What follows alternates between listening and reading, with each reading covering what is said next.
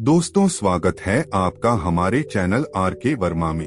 काशी यात्रा में बुलाकी राम ने अगले नगर में जो अजीब बात देखी थी उसका विवरण इस प्रकार है। नगर के बाजार में बुलाकी राम ने देखा कि एक स्थान पर बहुत भीड़ लगी हुई थी।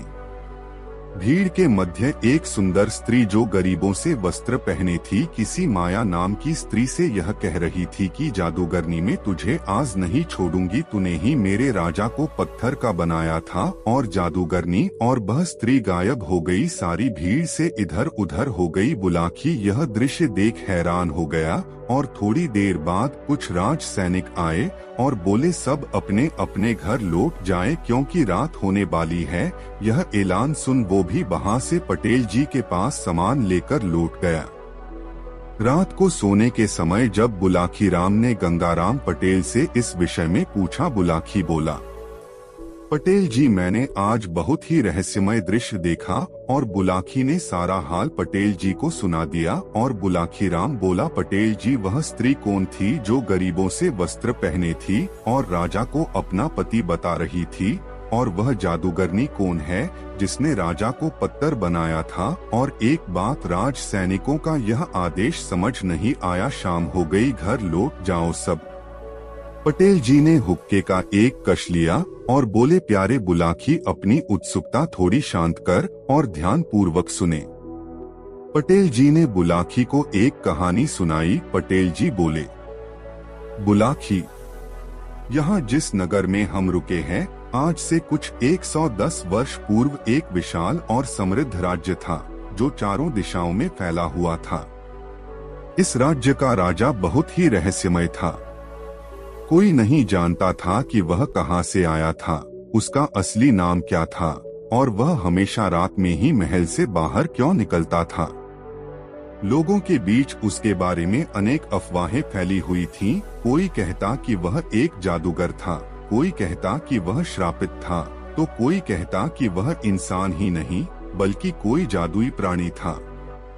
राजा का महल भी अजीब था। महल की दीवारें रात में चमकती थीं और अंदर से रहस्यमय ध्वनियां सुनाई देती थीं।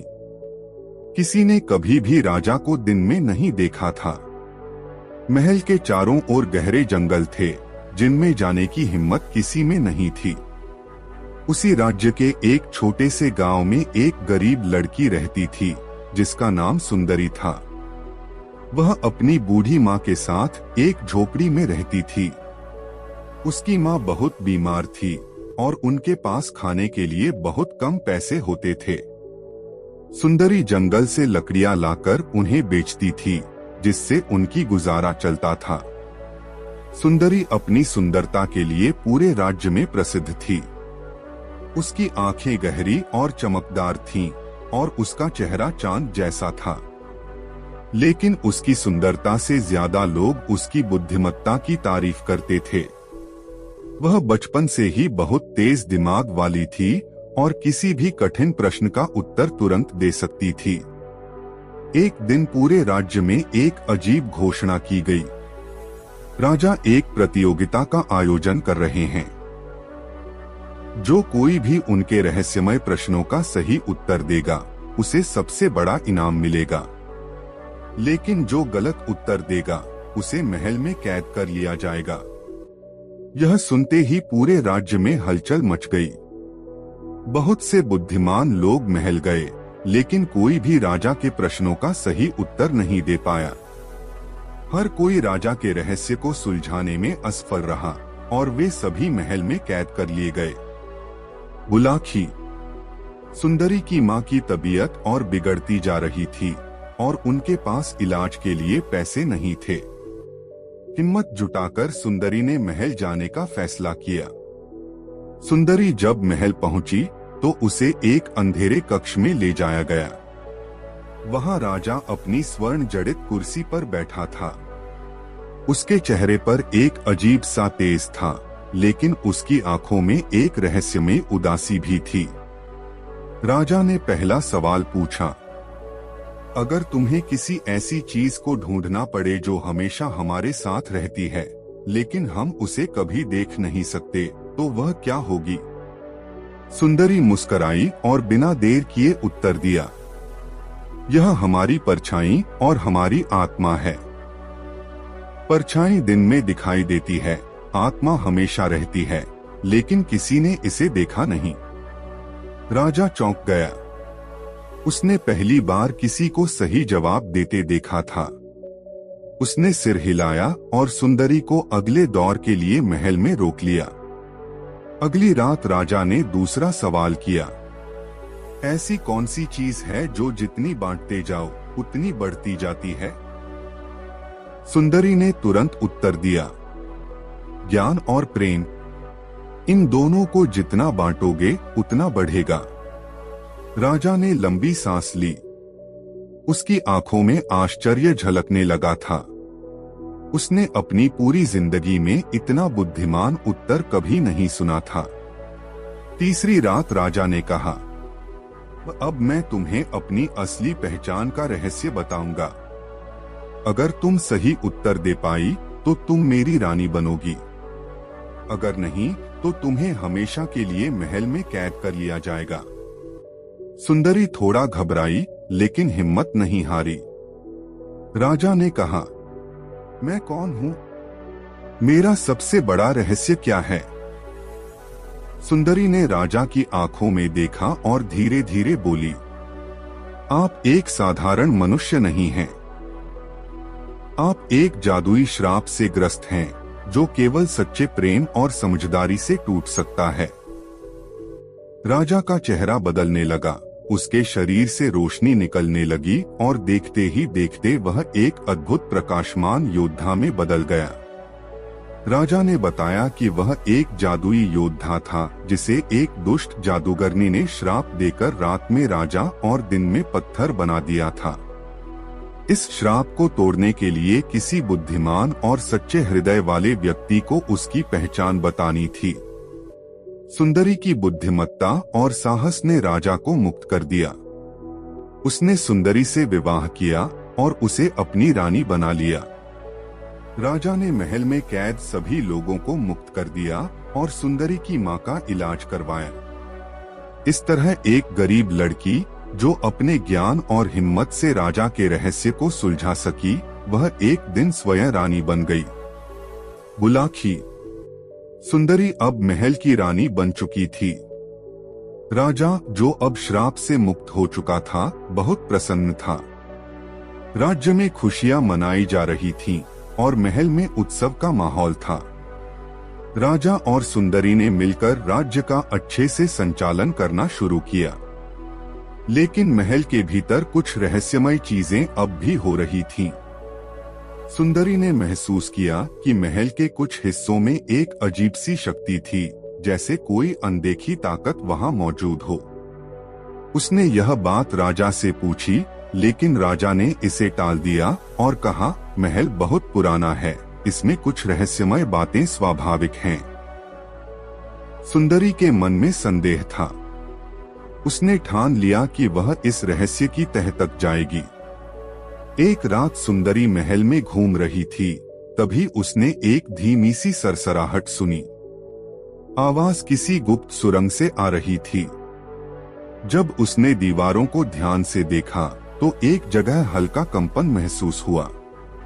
उसने अपनी अंगुलियां वहां रखीं तो दीवार अपने आप सरकने लगी। उसके सामने एक गुप्त दरवाजा खुला। दरवाजे के पीछे अंधेरा था, लेकिन वह डरने वाली नहीं थी। उसने एक मशाल उठाई और सुरंग में अंदर चली गई। सुरंग लंबी और घुमावदार थी। वह धीरे धीरे आगे बढ़ रही थी कि अचानक उसे किसी के सांस लेने की आवाज सुनाई दी। उसने मशाल ऊपर उठाई और देखा। एक बड़ा पत्थर का सिंहासन रखा था, जिस पर एक बूढ़ा आदमी बैठा था। उसकी आंखें चमक रही थीं और उसके चारों ओर जादुई ऊर्जा का एक घेरा था।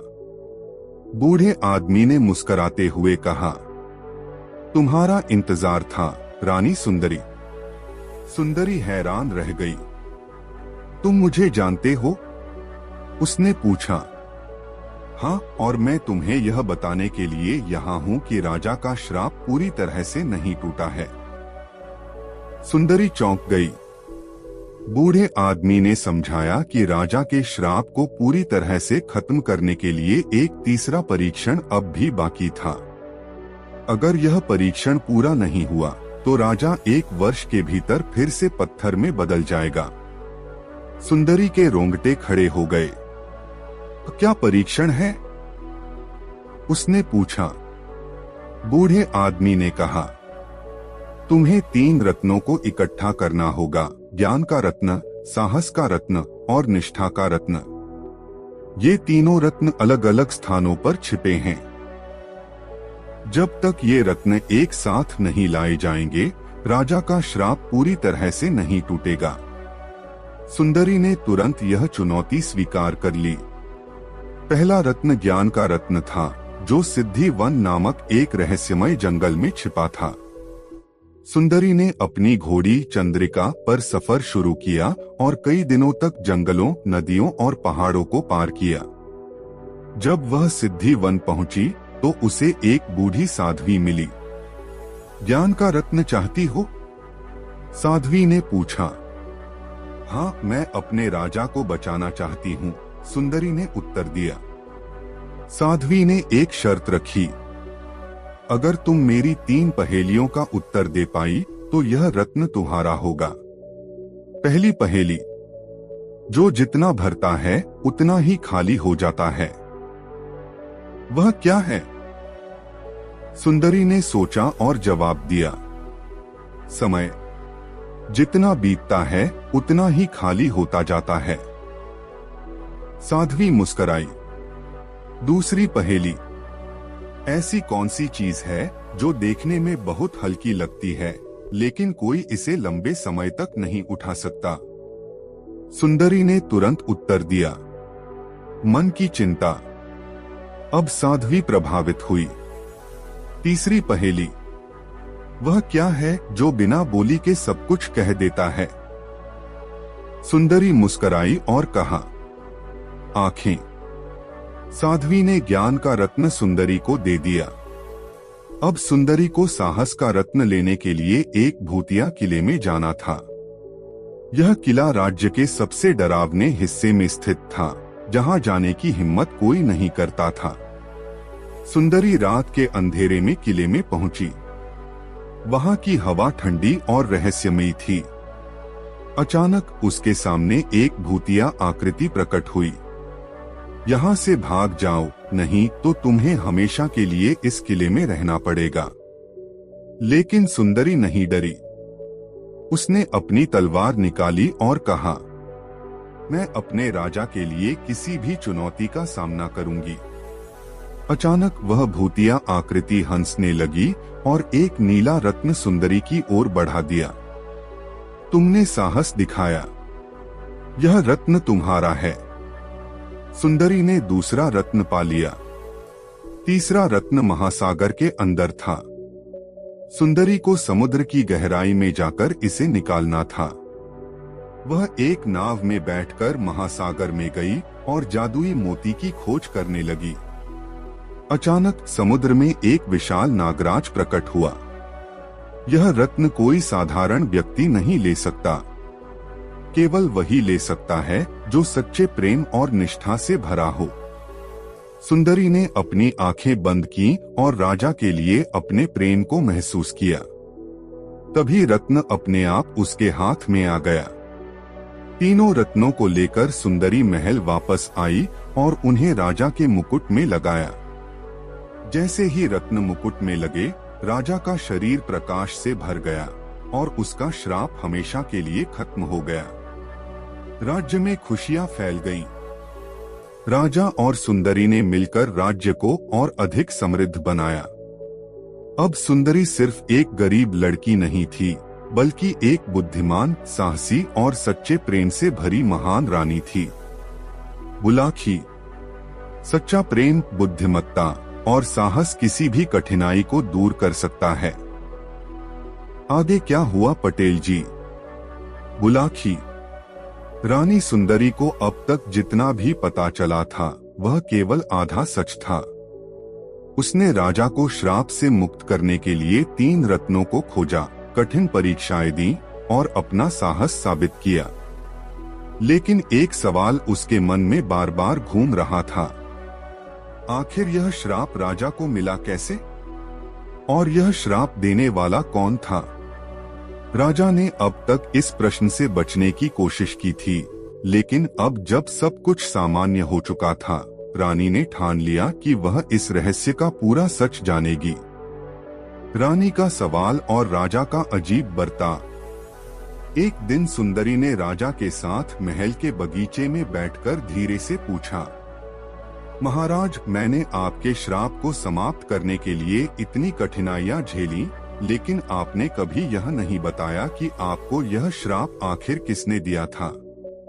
राजा अचानक गंभीर हो गया। उसकी आंखों में एक अनोखी उदासी छा गई। वह कुछ देर तक चुप रहा, जैसे वह अपने अतीत को याद कर रहा हो। फिर धीरे धीरे उसने बोलना शुरू किया, यह एक ऐसा रहस्य है जिसे मैंने कभी किसी को नहीं बताया, लेकिन अब समय आ गया है कि तुम भी यह जानो। राजा का अतीत जब वह राजकुमार था।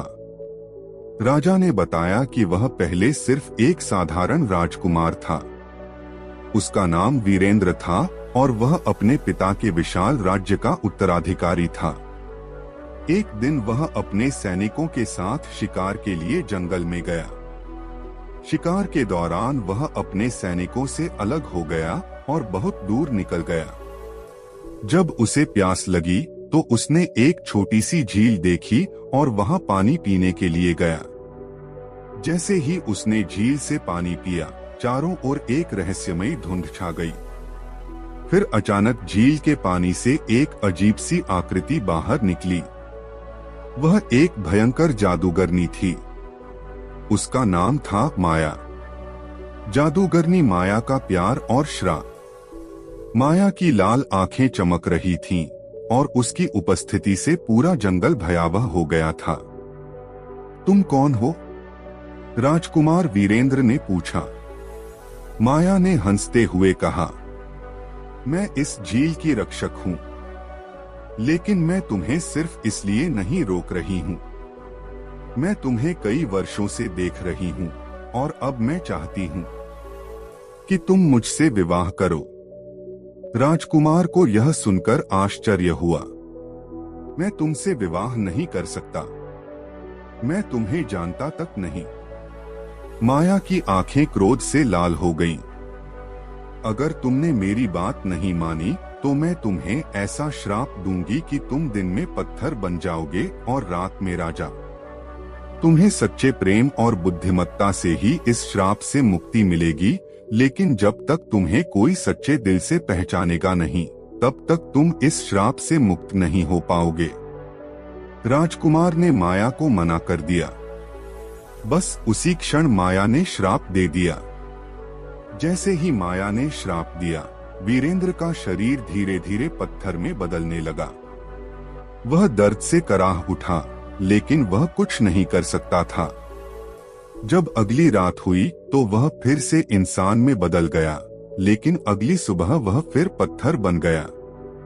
उसने किसी तरह अपने महल लौटने का रास्ता खोजा, लेकिन जब वह अपने राज्य पहुंचा तो किसी ने उसे नहीं पहचाना।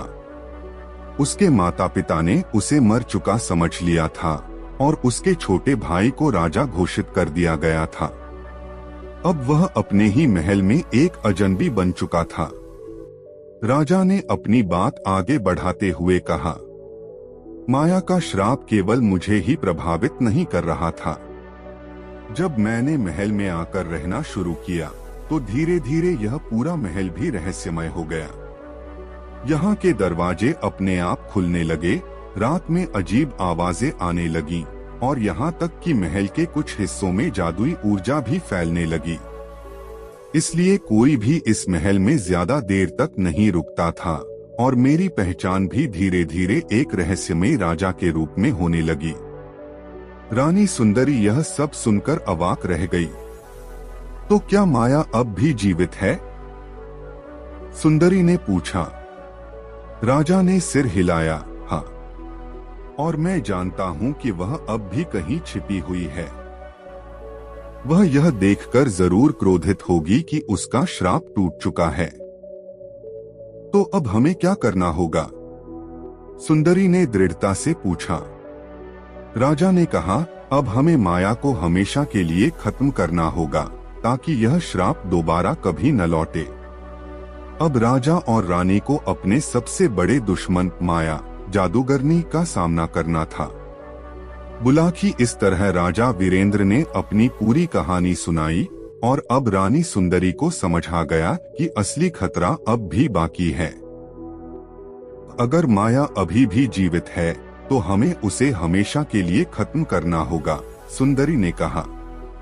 राजा सहमत हुए, लेकिन वे जानते थे कि माया को हराना आसान नहीं होगा। माया की वापसी महल में अजीब घटनाएं। अगली ही रात से महल में अजीब घटनाएं होने लगी। दीवारों पर परछाइयां दिखने लगी, दरवाजे अपने आप खुलने और बंद होने लगे। रात के समय हवा में अजीब सी सरसराहट सुनाई देने लगी। एक दिन जब सुंदरी अपने कमरे में थी तो अचानक उसे आईने में अपनी परछाई कुछ अजीब सी लगी। उसने ध्यान से देखा। आईने में वह खुद नहीं बल्कि माया की लाल आंखें चमक रही थीं। सुंदरी घबरा गई, लेकिन उसने तुरंत अपनी तलवार निकाली और आईने की तरफ बढ़ी। मुझे डराने की कोशिश मत करो माया, सुंदरी ने गरज कर कहा। आईने में एक काली धुंध उठी और माया की आवाज गूंजी। तुमने मेरा श्राप तोड़ दिया, लेकिन अब मैं तुम्हें नहीं छोड़ूंगी सुंदरी। यह महल मेरा है और राजा भी। माया की चुनौती। माया ने राजा और सुंदरी को चुनौती दी। अगर तुम मुझसे जीत सकते हो तो मैं हमेशा के लिए चली जाऊंगी, लेकिन अगर हार गए तो तुम्हें भी श्राप मिलेगा। राजा ने तलवार उठाई और कहा, हम तुम्हारी चुनौती स्वीकार करते हैं। माया ने कहा, ठीक है, तो तुम्हें 3 परीक्षाएं पास करनी होंगी। पहली परीक्षा, छलावे का महल। माया ने अपने जादू से पूरा महल बदल दिया। राजा और सुंदरी को अचानक ऐसा महसूस हुआ कि वे किसी अजीब भूल भुलैया में हैं। दरवाजे गायब हो गए, दीवारें घूमने लगीं और चारों ओर माया की हंसी गूंज रही थी। अगर तुम इस भूल भुलैया से बाहर नहीं निकले तो हमेशा के लिए फंस जाओगे, माया की आवाज आई। सुंदरी ने तुरंत सोचा, यह जादू मेरे दिमाग को भ्रमित कर रहा है, लेकिन असली रास्ता अब भी यही होगा जो पहले था। उसने अपनी आंखें बंद की, अपनी याददाश्त पर भरोसा किया और राजा का हाथ पकड़कर सही दिशा में बढ़ी। कुछ ही मिनटों में दोनों भूल भुलैया से बाहर निकल आए। पहली परीक्षा पास। दूसरी परीक्षा, माया का राक्षसी दर्पण। अब माया ने एक बड़ा आईना प्रकट किया जो काले जादू से भरा था। अगर तुम इस आईने में देखोगे तो तुम्हें अपनी सबसे बड़ी कमजोरी दिखाई देगी। अगर तुम डर गए तो यह तुम्हें हमेशा के लिए अपने अंदर कैद कर लेगा। राजा वीरेंद्र ने आईने में देखा। उसे दिखा कि वह फिर से पत्थर में बदल गया है और सुंदरी उसे बचाने में असफल हो रही है। उसके मन में डर आया, लेकिन तभी सुंदरी ने भी आईने में देखा। उसे दिखा कि वह अकेली खड़ी है, राजा गायब हो चुका है और महल फिर से माया के अधीन है। सुंदरी ने तुरंत राजा का हाथ पकड़ा और कहा, यह सिर्फ एक भ्रम है। अगर हम इसे सच मान लेंगे तो यह हमें अपने अंदर खींच लेगा। दोनों ने मिलकर आंखें बंद कर लीं और डर को स्वीकार करने के बजाय उसे ताकत बना लिया। आईना अचानक टूट गया। दूसरी परीक्षा भी पास। तीसरी परीक्षा, अंतिम युद्ध। अब माया क्रोधित हो चुकी थी। अब कोई और परीक्षा नहीं होगी, अब युद्ध होगा। वह हवा में उड़ने लगी और उसके चारों ओर काले जादू की शक्तियां घूमने लगीं। राजा और सुंदरी दोनों ने अपनी तलवारें निकाली। माया ने आग के गोले फेंके लेकिन सुंदरी ने अपनी ढाल से उन्हें रोक दिया। राजा ने तलवार चलाकर माया पर हमला किया, लेकिन माया गायब हो गई और पीछे से हमला कर दिया। युद्ध भयंकर था। अचानक सुंदरी को याद आया, माया का जादू केवल छल और भ्रम पर आधारित है। अगर हमें उसे हराना है तो हमें उसके जादू को बेकार करना होगा। सुंदरी ने अपनी तलवार में तीनों रत्नों की शक्ति को मिला दिया और राजा के साथ मिलकर माया पर हमला किया। माया चीखने लगी क्योंकि अब उसका जादू बेकार हो रहा था। राजा ने आखिरी वार किया और माया की काली शक्ति खत्म हो गई। नहीं, यह नहीं हो सकता। माया की आवाज धीरे धीरे कमजोर पड़ने लगी और फिर माया हमेशा के लिए गायब हो गई। जैसे ही माया खत्म हुई, महल के सारे रहस्य भी खत्म हो गए। दीवारें अब सामान्य हो गईं। गुप्त दरवाजे अब बंद हो गए। अजीब आवाजें आनी बंद हो गईं। अब यह महल फिर से एक सुंदर, शांत और सुरक्षित स्थान बन चुका था। राजा वीरेंद्र और रानी सुंदरी ने एक दूसरे की ओर देखा और मुस्कुराए। अब सब कुछ खत्म हो गया, राजा ने कहा। हाँ, अब सच में हमारा नया जीवन शुरू होगा, सुंदरी ने उत्तर दिया। अंतिम विजय और राज्य का नया युग। राजा और रानी ने पूरे राज्य को इकट्ठा किया और घोषणा की कि अब राज्य पर कोई जादू का खतरा नहीं है। राज्य में फिर से खुशियां लौटी। रानी सुंदरी अब सिर्फ एक साधारण लड़की नहीं थी, वह अपने साहस, बुद्धिमत्ता और प्रेम से इतिहास की सबसे महान रानी बन चुकी थी। और राजा वीरेंद्र अब सिर्फ एक रहस्यमय राजा नहीं था, वह अब न्यायप्रिय, वीर और अपने राज्य का सबसे प्रिय शासक था। बुलाकी बोला, यह माया का प्रेम अभिशाप की असली वजह क्या थी? बुलाकी आगे सुन, रानी सुंदरी को अब तक पूरा सच पता चल चुका था, लेकिन एक सवाल अब भी उसके मन में था। माया ने राजा वीरेंद्र को ही क्यों चुना?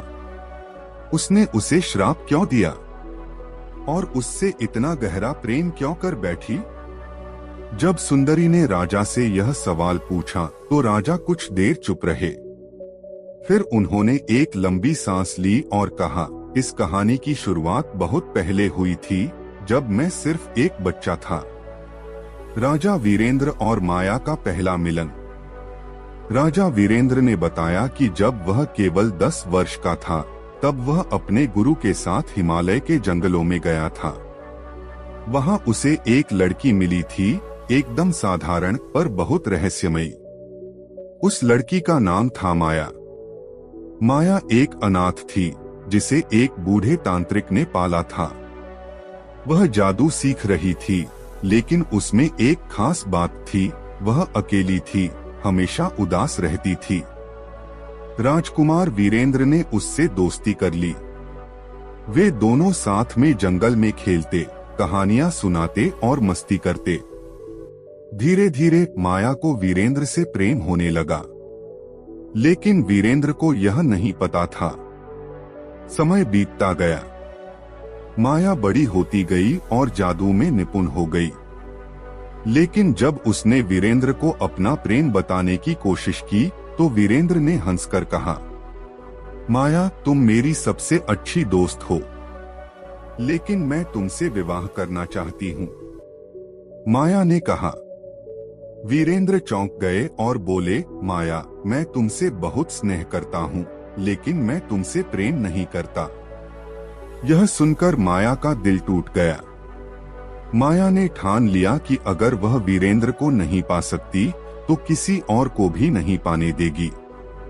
उसने गहरे काले जादू की शिक्षा लेनी शुरू कर दी। जब वीरेंद्र राजकुमार से राजा बनने की तैयारी कर रहे थे, तब माया ने झील के किनारे उन्हें रोककर कहा, अब भी समय है, मुझसे विवाह कर लो। लेकिन वीरेंद्र ने फिर से मना कर दिया। तुम मेरे बचपन की मित्र हो, लेकिन प्रेम जबरदस्ती नहीं हो सकता। बस इसी क्रोध में माया ने वीरेंद्र को श्राप दे दिया। अब तुम्हें सच्चा प्रेम मिलने तक श्राप भोगना पड़ेगा। और तभी से वीरेंद्र का जीवन रहस्यमय बन गया। रानी सुंदरी ने राजा की यह कहानी सुनी और गहरी सोच में पड़ गई। तो माया का प्रेम वास्तव में प्रेम नहीं था, वह सिर्फ तुम्हें पाना चाहती थी। लेकिन सच्चा प्रेम वह होता है जो स्वार्थी नहीं होता। राजा वीरेंद्र मुस्कुराए और कहा, इसलिए तुम ही वह सच्चा प्रेम हो जिसने मेरे श्राप को तोड़ा। रानी सुंदरी को समझ आ गया कि प्रेम को कभी भी जबरदस्ती नहीं पाया जा सकता। माया का प्रेम सिर्फ एक जुनून था, लेकिन वीरेंद्र और सुंदरी का प्रेम सच्चा, निस्वार्थ और बलिदान से भरा हुआ था। बुलाकी इसी बात को लेकर दोनों में बाजार में झगड़ा हो रहा था। असली प्रेम सुंदरी का था जिसने राजा को श्राप से मुक्त कराया। और इस घटना के बाद उस जादूगरनी के साथी रात होते नगर में लोगों को उठाने लगे और रानी सुंदरी ने आदेश दिया, अब से सभी नगरवासी दिन के उजाले में ही अपना सारा काम कर ले, कोई भी रात में न निकले। उम्मीद है कि अब तेरी शंका का समाधान हो गया होगा। हाँ पटेल जी, शंका का समाधान हो गया। इसी का नाम तो दुनिया है। अच्छा, अब रात काफी हो चली है और आंखों में नींद भी भर रही है। आथ तू भी सो जा और मैं भी सोने का प्रयास करता हूँ। अभी बहुत रास्ता बाकी है सफर का। यह कहकर पटेल ने टांगे फैला दी। बुलाकी भी अपने शरीर पर चादर ओढ़कर करवट लेकर सो गया। दोस्तों, यह कहानी आपको पसंद आई हो तो अपने मित्रों के साथ जरूर शेयर करें। अगले दिन सुबह उठकर वे दोनों अपनी यात्रा पर निकल गए और दिन भर की यात्रा पूरी करके एक नए नगर में प्रवेश किया। गंगाराम पटेल ने बुलाकी नाई को कुछ पैसे देकर सामान लाने बाजार भेज दिया।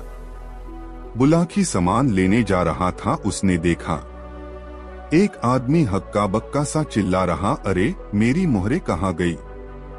और फिर मर्तबान को उल्टा पलटा हाथ डालकर देखा, मगर कोई मोहर न निकली। वो लुटा-पिटा सा स्तब्ध खड़ा रह गया। उसकी जिंदगी भर की कमाई थी, ऐसा कहने लगा। वह अपना सिरे पीट पीट कर रोने लगा। बोलने लगा, मुझे यकीन हो गया कि साहूकार ने मेरे साथ धोखेबाजों की है। और वो तुरंत साहूकार के पास जाकर उससे मर्तबान में रखी सोने की मोहरों के बारे में पूछा। और थोड़ी ही देर में वहां भीड़ इकट्ठा हो गई। बुलाकी वहां से आश्चर्यचकित हो चल दिया।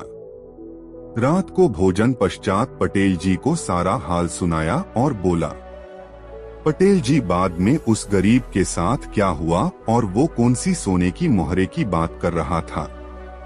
पटेल जी बोले, बुलाकी, बगदाद में अली ख्वाजा नाम का एक व्यापारी रहता था। उसकी एक छोटी सी दुकान थी। इस दुकान से जो कमाई होती, अली उसी से अपना गुजारा करता था। वह बड़ा धार्मिक प्रवृत्ति और संतोषी किस्म का व्यक्ति था।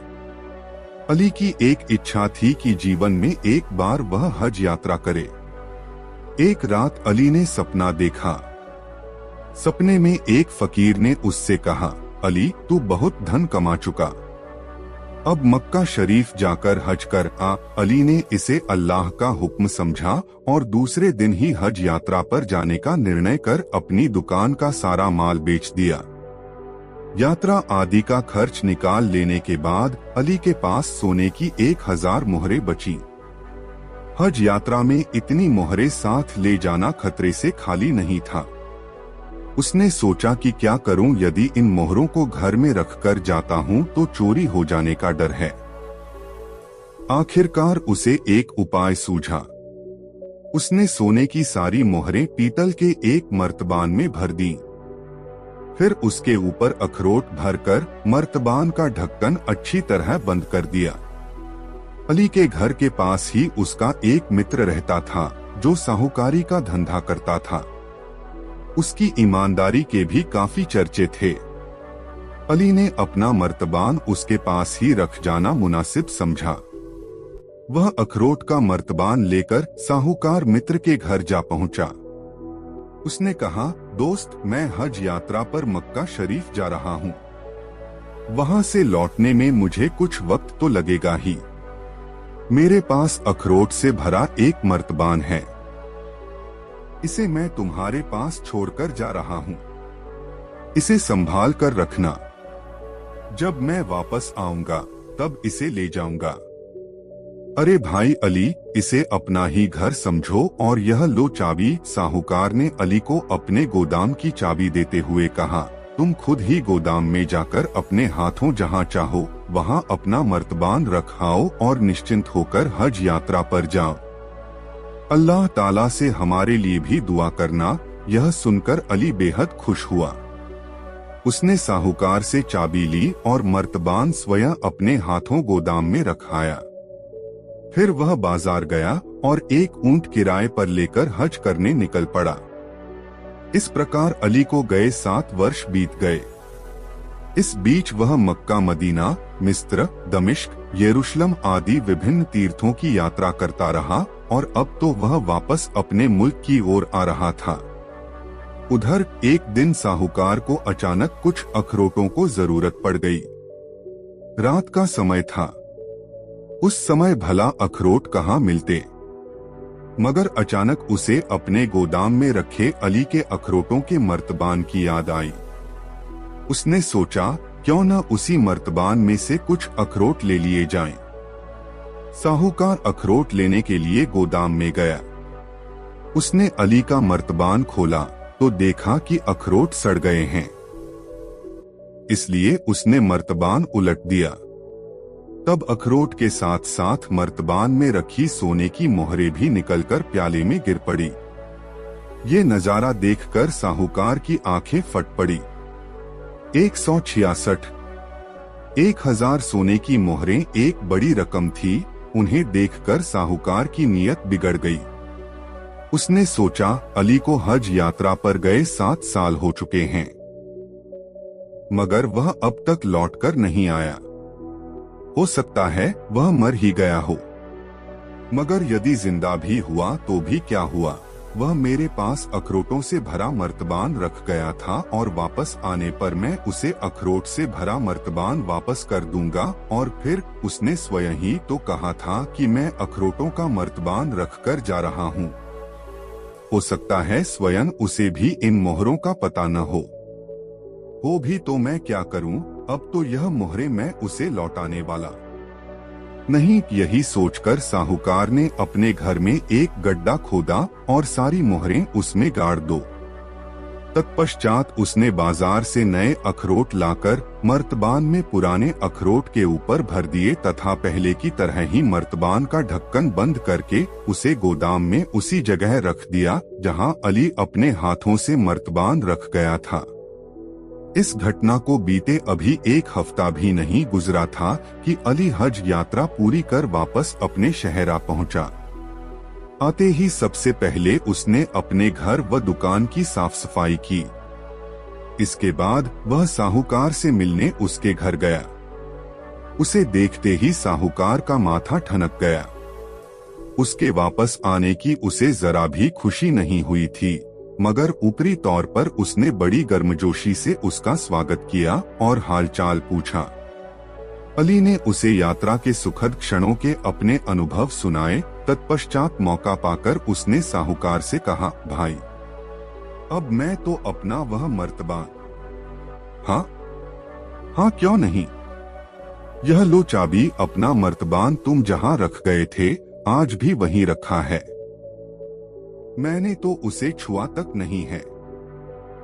अपनी अमानत ले जाओ भाई। कहते हुए उसने जेब से चाबी निकालकर अली की ओर बढ़ा दी। अली अपने मित्र की यह भलमनसाहत देखकर बहुत खुश हुआ। अली साहूकार के गोदाम से अपना मर्तबान लेकर घर लौट आया। घर आकर उसने जल्दी जल्दी मर्तबान का ढक्कन खोला और सारे अखरोट एक बर्तन में उंडेल दिए। थोड़े अखरोट आने के बाद उसका ख्याल था कि अब मोहरें गिरेंगी, मगर उस समय तो उसका दिल धक से रह गया जब मर्तबान का अंतिम अखरोट भी बर्तन में गिर गया और कोई मोहर न निकली।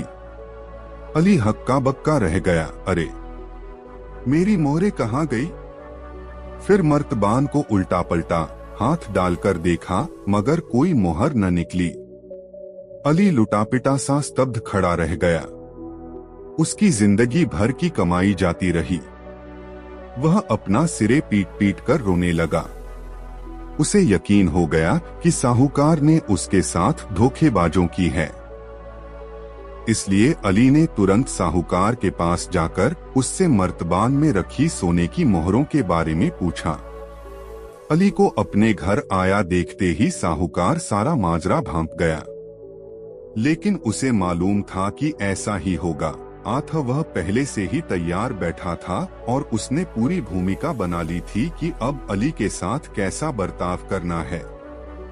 आथा उसके मुंह से सोने की मोहरों की बात सुनकर साहूकार उस पर बरस पड़ा।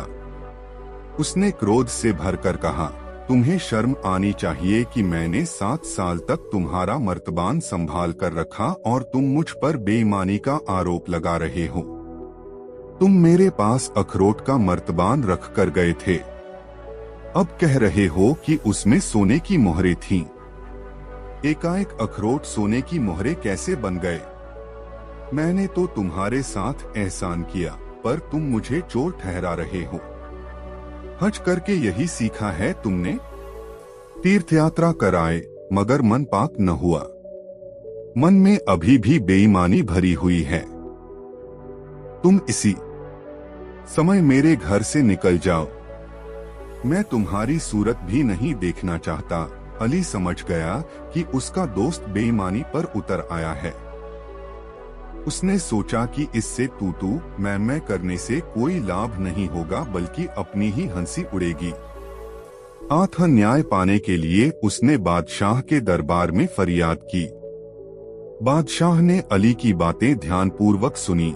फिर उसने साहूकार और अखरोट के एक व्यापारी को दरबार में बुलवाया। अली से अखरोट वाला मर्तबान भी उसने वहीं मंगवा लिया। साहूकार, अखरोट का व्यापारी और अली तीनों बादशाह के दरबार में हाजिर हुए। बादशाह ने अली से पूछा, साहूकार के यहाँ रखे मर्तबान में तुमने क्या रखा था? अली ने कहा, जहां पनाह, मेरे मर्तबान के निचले हिस्से में 1000 सोने की मोहरें थीं और उसके ऊपर वाले भाग में अखरोट थे। अली की बातें सुनने के बाद बादशाह ने साहूकार से पूछा, बोलो इस बारे में तुम्हें क्या कहना है? जहां पनाह, साहूकार ने कहा, अली ने खुद अपने हाथों से मेरे गोदाम में अपना मर्तबान रखा था और वापस लौटने पर वह खुद ही इसे ले गया था। मैंने तो अली के मर्तबान को कभी छुआ तक नहीं। उसमें सोने की मोहरें थीं या नहीं, इस बारे में मुझे कुछ भी नहीं मालूम। इसने भी जाते समय यही कहा था कि इसमें अखरोट भरे हैं और लौटने पर यह अपना मर्तबान ले लेगा। इसके बाद बादशाह ने अखरोट के व्यापारी से पूछा, व्यापारी, देखकर बताओ कि मर्तबान में भरे हुए सारे अखरोट क्या एक जैसे ही हैं? व्यापारी ने अखरोटों की जांच की तो उसने देखा कि मर्तबान में 2 किस्म के अखरोट हैं। उसने उनको 2 हिस्सों में अलग अलग कर दिया। उनमें एक हिस्सा सड़े अखरोटों का था और दूसरा हिस्सा साफ सुथरे अखरोटों का। व्यापारी ने एक हिस्से की ओर इशारा करते हुए कहा, जहां पनाह, ये अखरोट कम से कम 6-7 साल पुराने हैं और सड़ चुके हैं और ये नई फसल के हैं। बादशाह ने साहूकार से पूछा, अली को तुम्हारे यहाँ अखरोट का मर्तबान रखे कितने साल हो गए? साहूकार ने कहा, 7 साल जहां पना। तुम्हारा कहना है कि तुमने इस मर्तबान को खोला नहीं है। अगर तुमने इसे नहीं खोला तो किसने खोला है? बिना खोले इसमें नए अखरोट कहां से आ गए? तुम्हारे पास कोई सिर्फ अखरोट से भरा मर्तबान क्यों रखेगा भला? तुम झूठे और बेईमान हो। साहूकार की बोलती बंद हो गई। उसने अपना अपराध कबूल कर लिया। बादशाह ने अली को साहूकार से 1000 सोने की मोहरें वापस दिलवा दी। तत्पश्चात बादशाह ने साहूकार की सारी संपत्ति जब्त करके उसे देश निकाला दे दिया। कहानी का समापन करते हुए गंगाराम पटेल ने बुलाकी नाई से कहा, बुलाखीराम, आज तू जिस दृश्य को देखकर आया था वह दृश्य उसी समय का था। अब बता, तेरी जिज्ञासा शांत हुई या नहीं? हो गई पटेल जी, बुलाकी बोला, आप तो जैसे अंतर्यामी हैं। सारी कहानी का खाका मेरी आंखों के सामने ऐसे नाच उठा जैसे यह घटना मेरे सामने ही घटित हुई हो। बस तो फिर अब सो जा। यह कहकर गंगाराम ने आंखें मूंद ली। कुछ ही देर में बुलाखीराम नाई के भी खर्राटे वहां गूंजने लगे। दोस्तों, कहानी कैसी लगी कमेंट में जरूर बताएं और वीडियो को एक लाइक जरूर करें। दोस्तों, काशी यात्रा में गंगाराम पटेल और बुलाखीराम नाई ने दिन भर की यात्रा समाप्त कर एक नए नगर में प्रवेश किया। वहां उन्होंने ठहरने के लिए एक उचित स्थान की खोज की और वहीं रैन बसेरा करने का निश्चय कर लिया। और पटेल ने बुलाकी को पैसे देकर शहर में भोजन का सामान लेने भेज दिया और स्वयं अपनी दिनचर्या को निपटाने में व्यस्त हो गए। बुलाकी इस बार भी लौटा और एक नई खबर उसके पास तैयार थी। पटेल जी ने पूछा, क्या बात है भाई बुलाकी, तू आज फिर किसी चिंता में पड़ गया ऐसा लगता है। उसने सोचा इस खबर को पटेल को अभी सुनाऊंगा तो पटेल जी यह कहकर टाल देंगे कि रात्रि होने दे, भोजन करने के पश्चात बिस्तर पर लेटते समय तुझे तेरी बात का उत्तर दे दूंगा। इसलिए उसने वह बात उस समय पटेल को नहीं बताई। वह बात को पेट में डाले रहा। जब वे दोनों भोजन करके निवृत्त हो गए तब बुलाकी ने बात छेड़ी, पटेल जी, आज भी इस शहर में मैं एक नई घटना देख आया हूँ। ठीक है, उस घटना का वर्णन कर, फिर उसे सुनकर मैं तेरी बात का उत्तर दूंगा, पटेल ने कहा। पटेल जी, आज जब मैं बाजार से यहाँ आ रहा था तब मैंने एक घर में देखने ही देखते उस घर में कोहराम मच गया। उस घर के पड़ोसियों ने उस घर की सेठानी को सांत्वना देने की बहुत कोशिश की पर उसका मन शांत होने का नाम नहीं ले रहा था। उसका रुदन बढ़ता ही गया। रुदन विलाप करते उसकी हालत पागलों जैसी हो गई थी। तभी उसकी नजर रोते हुए काफूर पर पड़ी तो अनायास ही उसके मुंह से निकल गया, काफूर, खड़ा खड़ा क्या देख रहा है? जब मालिक ही नहीं रहे तो यह वैभव अब किस काम का? इस सब को तू मिट्टी में मिला दे। पटेल जी में ये सुनकर हैरान हो गया कि वहाँ क्या हो रहा था और वो आदमी कौन था जो कह रहा था सब खत्म कर दे और बाद में क्या हुआ, इस रहस्य से पर्दा उठाइए। बुलाकी की यह सारी बात सुन पटेल जी बोले, बुलाकी, यहाँ से कुछ दूर एक नगर है, वहाँ 100 साल पहले एक बहुत बड़ा व्यापारी था जिसके पास काफूर नाम का एक गुलाम था। व्यसरी था, उसे अपने सिद्धांतों पर चलना सबसे प्रिय था। उसकी देखादेखी काफूर ने भी अपना एक सिद्धांत बना लिया। उसका सिद्धांत था 6 महीने में एक छोटा सा झूठ और 12 महीने में एक बार कोई बड़ा झूठ बोलना। एक बार व्यापारी ने विदेश जाने की योजना बनाई, इसलिए उसने निश्चय किया कि सभी गुनाभा को बेच दिया जाए। यह काम उसने एक दलाल को सौंप दिया। उसके गुलामों में से काफूर नामक गुलाम को शहर के एक अमीर आदमी ने पसंद कर लिया। तब दलाल ने काफूर की तारीफ करते हुए कहा, सेठ जी, यह गुलाम बड़ा ही ईमानदार और निष्ठापूर्वक काम करने वाला है। यह तो बड़ी अच्छी बात है। अमीर ने कहा, क्या इसमें कोई बुराई भी है?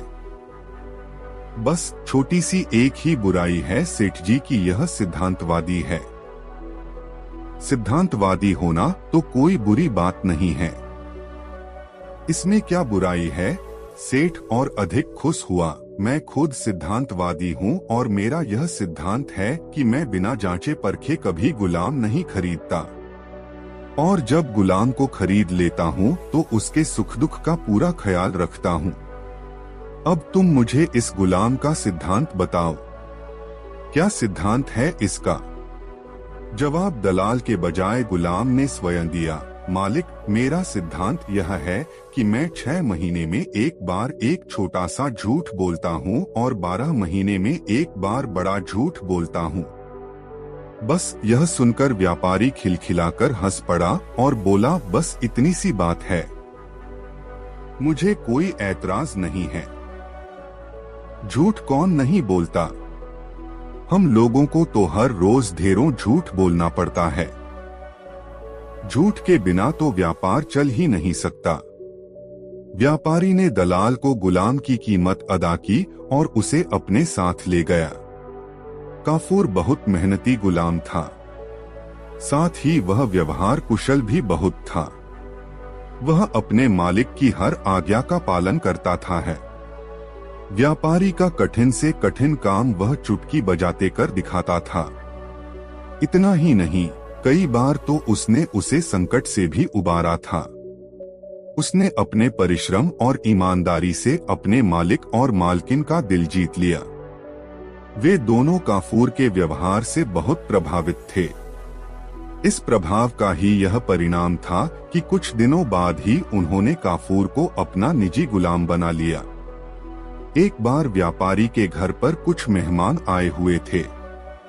व्यापारी ने उनके सम्मान में एक दावत का आयोजन किया। यह आयोजन व्यापारी ने अपने रंगमहल में किया था और यह स्थान शहर से बाहर था।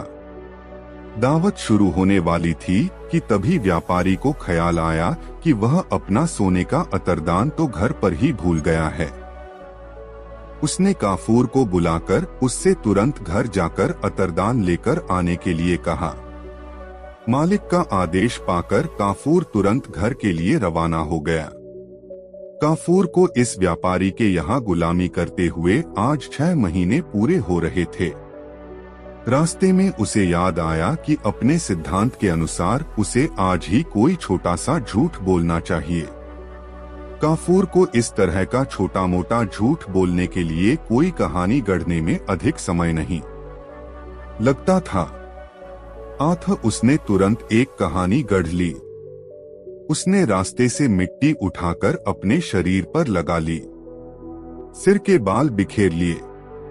फिर वह रोता पीटता घर के आंगन में जा पहुंचा तथा बिना कुछ कहे आपा पीट पीट कर विलाप करने लगा। कितना नेक था मेरा मालिक!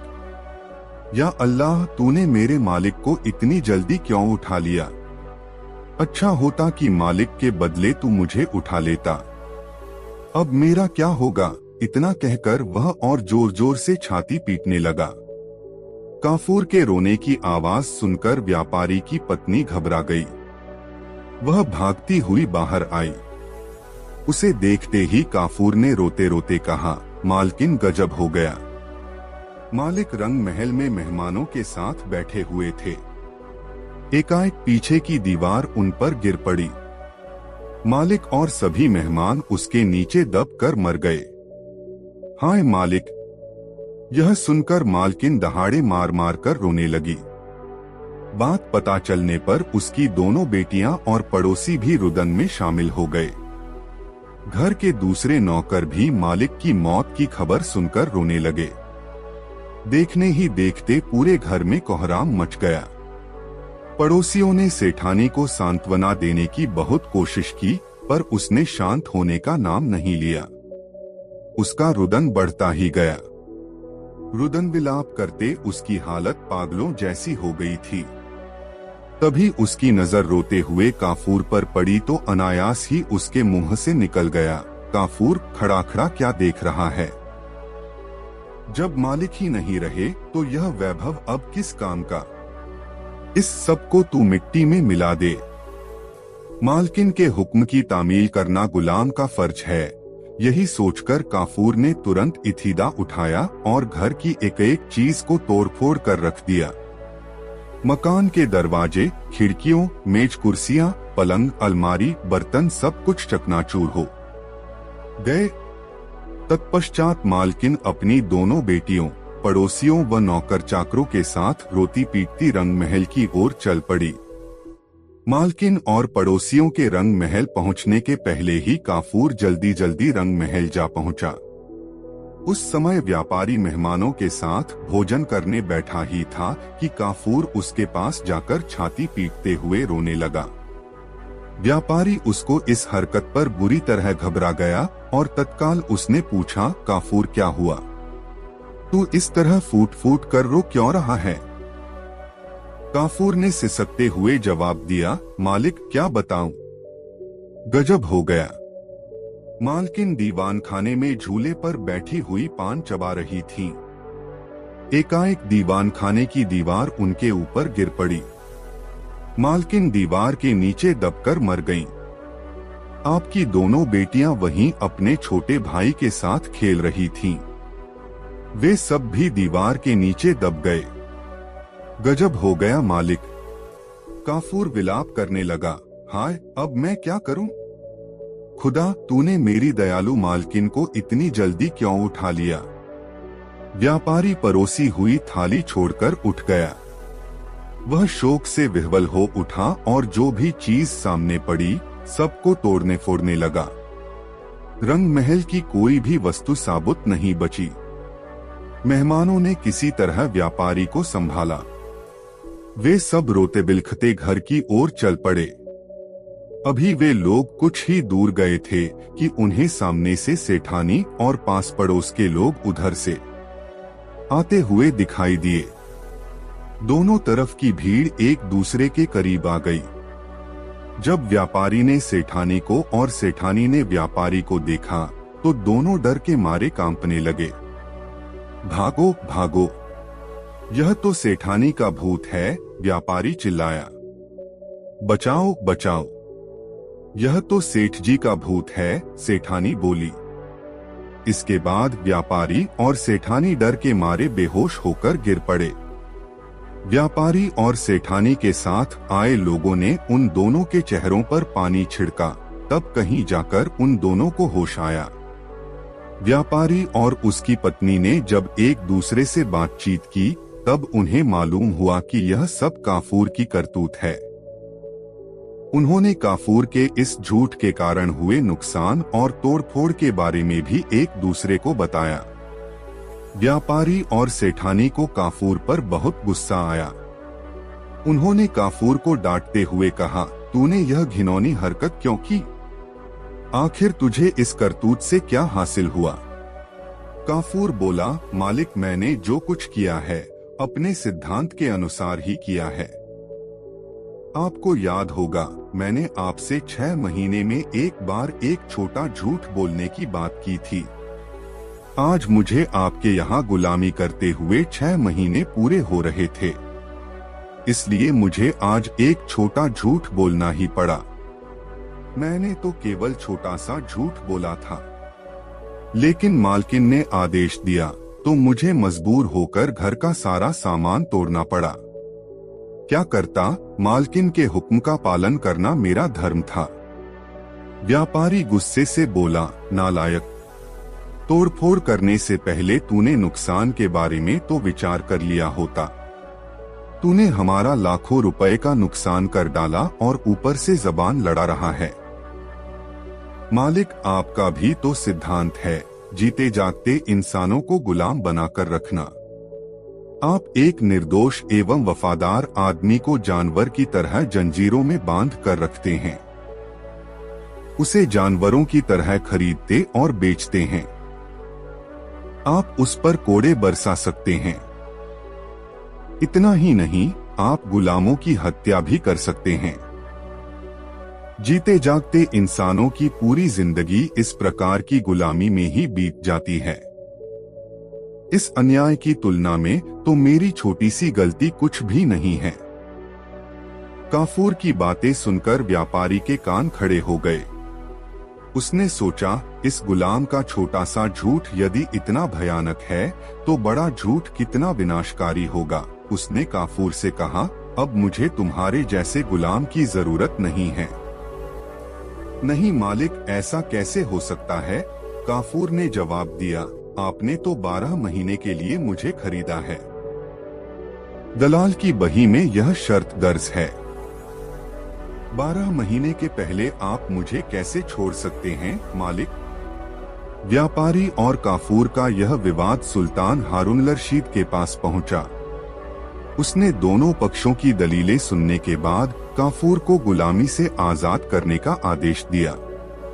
इस प्रकार अपनी सूझबूझ से काफूर हमेशा हमेशा के लिए गुलामी से मुक्त हो गया। कहानी का समापन करते हुए गंगाराम पटेल ने बुलाकी नाई से कहा, बुलाकी राम, आज तू जिस दृश्य को देखकर आया था वह दृश्य उसी समय का था। अब बता, तेरी जिज्ञासा शांत हुई या नहीं? हो गई पटेल जी, बुलाकी बोला, आप तो जैसे अंतर्यामी हैं। सारी कहानी का खाका मेरी आंखों के सामने ऐसे नाच उठा जैसे यह घटना मेरे सामने ही घटित हुई हो। बस तो फिर अब सो जा। यह कहकर गंगाराम ने आंखें मूंद ली। कुछ ही देर में बुलाखीराम नाई के भी खर्राटे वहां गूंजने लगे। दोस्तों, यह कहानी आपको कैसी लगी कमेंट में जरूर बताएं। दोस्तों, काशी यात्रा से वापसी के चरण में गंगाराम पटेल और बुलाखीराम नाई एक नए नगर में पहुंचे और रात्रि विश्राम उसी नगर में किया। उस नगर में बुलाखीराम ने एक बाग के अंदर एक ऐसा तालाब देखा जिसके घाट सोने के थे। उसमें जो मछलियां तैर रही थीं, वह सब चांदी की थीं। सोने का घाट और चांदी की मछलियों को देखकर बुलाखीराम की उत्सुकता जाग उठी। रात को सोने से पूर्व उसने गंगाराम पटेल से रहस्य को बताने के विषय में कहा तो उन्होंने कहा, बुलाखीराम, इस भारत देश में श्रीपुर नाम का एक नगर है। उस नगर में राजनारायण नाम का युवक रहता था। वह क्षत्रिय जाति का था, अतः उसे शिकार करने का बहुत शौक था। वह प्रायः अकेला ही जंगल में जाकर बनेले पशुओं का शिकार किया करता था। एक बार आखेट की तलाश में राजनारायण एक ऐसे जंगल में चला गया जहां वह पहले कभी नहीं गया था। वहां उसे शिकार तो कोई मिला नहीं, लेकिन परिश्रम इतना करना पड़ा कि वह थककर चूर हो गया। वह सुबह के समय घर से निकला था और अब दोपहर का समय हो चला था, अतः भूख प्यास से उसकी हालत खराब होने लगी थी। बुलाखी, इंसान भूख को तो किसी हद तक बर्दाश्त कर लेता है, किंतु यदि पानी न मिले तो उसकी हालत खराब हो जाती है। यही हाल राजनारायण का भी हुआ।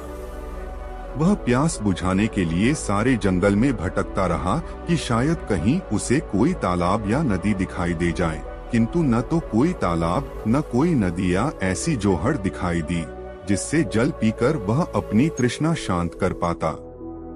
जल न मिलने से उसकी हालत बिगड़ने लगी और वह चक्कर खाकर एक स्थान पर बेहोश होकर गिर पड़ा। संयोग से उस समय उस वन में एक देवकन्या वन विहार के लिए आई हुई थी। उसने जब भूमि पर बेहोश पड़े राजनारायण को देखा तो वह नीचे उतरी और राजनारायण का निरीक्षण करने लगी। राजनारायण बहुत खूबसूरत और तंदुरुस्त नौजवान था। देवकन्या उसका रूप देखकर उस पर मोहित हो गई। उसने राजनारायण को अपनी बाहों में उठाया और उसे एक सरोवर के किनारे ले गई। वहां उसने राजनारायण के मुख पर पानी के छींटे मारे तो राजनारायण की बेहोशी टूट गई। यह उठकर बैठ गया। उसकी नजर जब देवकन्या पर पड़ी तो पहली ही नजर में वह भी उसके रूप पर मोहित हो गया। उसने देवकन्या से पूछा, हे सुंदरी, तुम कौन हो जिसने इस निर्जन वन में मेरी रक्षा की है? देवकन्या बोली, मैं एक देवकन्या हूँ। मैं वन विहार के लिए घर से निकली थी। जंगल में तुम मुझे बेहोश पड़े दिखाई दिए तो मैं तुम्हें इस सरोवर पर ले आई। पहले जी भरकर अपनी प्यास बुझा लो, बाकी बातें बाद में होंगी। बुलाखी, तब राजनारायण ने पहले तो सरोवर से जल पीकर अपनी तृष्णा शांत की, फिर उस देवकन्या से कहा, हे सुंदरी, मैं तुम्हारा स्वरूप देखकर तुम पर मोहित हो गया हूँ। अब से पहले मैंने तुम्हारे जैसी कोई अन्य सुंदरी नहीं देखो। क्या तुम मुझसे विवाह करना पसंद करोगी? यह सुनकर उस देवकन्या ने कहा, हे युवक, मोहित तो मैं भी तुम्हारे रूप पर हो गई हूँ, किंतु विवाह मैं तुम्हारे साथ तभी करूंगी जब तुम मेरी एक शर्त मान लोगे। कौन सी शर्त है तुम्हारी? राजनारायण ने पूछा। मेरी शर्त यह है कि विवाह के बाद तुम मुझ पर ऐसी कोई पाबंदी नहीं लगाओगे जो मेरी स्वतंत्रता में बाधक बने। तुम मुझसे यह भी नहीं पूछोगे कि मैं कहाँ गई थी, क्यों गई थी अथवा किसके पास गई थी, आदि आदि। हाँ, यह बात अलग है कि मैं तुम्हें स्वेच्छा से ही सारी बातें बता दूं, किंतु बताने के लिए तुम मुझ पर कोई दबाव नहीं डालोगे। यदि मेरी यह शर्त मंजूर है तो मैं तुमसे विवाह करने के लिए तैयार हूँ। राजनारायण तैयार हो गया और तब उन दोनों ने वन में ही वन देवता को साक्षी मानकर गांधर्व विवाह कर लिया। राजनारायण उस देवकन्या को अपनी पत्नी बनाकर अपने घर ले आया। कुछ दिन दोनों के बहुत आनंद पूर्वक बीते। फिर एक दिन राजनारायण ने अपनी पत्नी से कहा, हे प्रिय, अब मैं काम की तलाश में यहाँ के राजा के पास जाना चाहता हूँ ताकि हमारे खाने पीने का खर्चा चलता रहे। ठीक है प्रिय, उसकी पत्नी ने कहा। गृहस्थ आश्रम में प्रवेश किया है तो गृहस्थ धर्म का भी परिपालन करना होगा, लेकिन जाने से पहले यह ताबीज अपने पास रख लो। ध्यान रखना कि यह तुमसे कभी गुम न हो। यह एक मंत्रपूरित ताबीज है। जब तक यह तुम्हारे पास मौजूद रहेगा, तुम्हारा कोई भी शत्रु तुम पर विजय प्राप्त नहीं कर सकेगा। यह कहकर उसने वह ताबीज अपने पति को दे दिया। ताबीज लेकर राजनारायण घर से निकल पड़ा। बुलाखीराम। राजनारायण एक खूबसूरत और तंदुरुस्त नौजवान तो था ही, नौकरी मांगने के लिए जब वह राजा के पास पहुंचा तो राजा ने तुरंत ही उसे नौकरी दे दी और उसे अपना अंगरक्षक नियुक्त कर लिया। इस प्रकार इन दोनों के दिन आनंद पूर्वक व्यतीत होने लगे। एक बार वहां का राजा आखेट के लिए जंगल में गया। राजनारायण तो उसका अंगरक्षक था ही, अतः राजनारायण को भी उसके साथ शिकार पर जाना पड़ा। शिकार के दौरान एक सिंह ने उसके बाएं हाथ पर अपने पंजे का ऐसा झपट्टा मारा कि राजनारायण की एक उंगली क्षतिग्रस्त हो गई। उसमें से खून बहने लगा। किसी तरह उसने पट्टी बांधकर उंगली से बहते खून को तो रोक लिया, किंतु उसकी उंगली का दर्द बरकरार रहा। घर लौटकर उसने अपनी पत्नी को भी यह बात न बताई और भोजनादि से फारिग होकर बिस्तर पर लेट गया। आधी रात का समय हुआ तो एकाएक उसकी उंगली में फिर तेज दर्द उठना शुरू हो गया। दर्द के कारण उसकी